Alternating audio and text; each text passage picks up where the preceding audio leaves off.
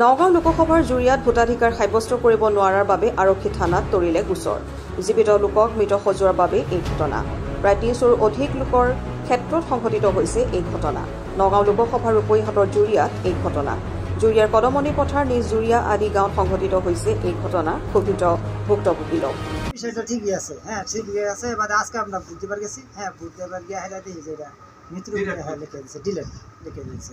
বাদে আর আমরা বুধবার তার মানে 1 জানুৱাৰী 2024 যে লিষ্ট পাইছে সেইটো ঠিকই আছে। সেইটো ঠিকই আছে। এতিয়া যে দিবলৈ গৈছে ভোট দিব যাওঁতে কি আপোনাৰ নামটো কি হৈছে ডিলিট হৈ আছে? ডিলেট হৈ আছে। ভোট দিব পৰা নাই? নাই। কোনটো কেন্দ্ৰ? এইটো আপনার এই কদমনি কথা।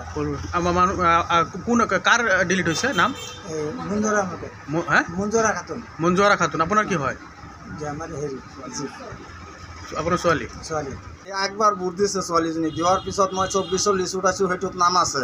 এতিয়া যেটো লিষ্ট জানুৱাৰীৰ 24 আচ্ছা, এতিয়া যেটো লিষ্ট আহিছে ভোট দিবলৈ গৈছোঁ, এতিয়া মানুহ বোলো মৰি গৈছে। সেইটো কাৰণে মই এতিয়া মানুহজনী লগত লৈ আহি পেলাই মই আইনৰ ওচৰত আহিছোঁ। কিমান বয়স কিমান হ'ব? বয়স 22 বছৰমান হ'ব। কি নাম কি? তাছলিমা খাতুন। কোনটো কেন্দ্ৰ কোনটো? এই কদমনি পথাৰ।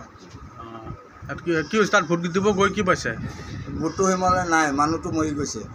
তাত ভোট দিব পৰা নাই? নাই। এতিয়া আৰক্ষী চকীত কিয় আহিছে? আৰু মানুহ আহিছে। কিয় আহিছে বোলো? সেইটো মানুহ থানাত কিয় আহিছে বোলো? থানাত মই কেছ কৰিবলৈ আহিছোঁ। এতিয়া মোৰ কিবা এটা প্ৰমাণ নহ'লে মই কি দেখাম? জিন্দা মানুহটো যে মৰা দেখাই দিছে, এতিয়া মই পিছত কি দেখাম? Bureau' report SN India 24।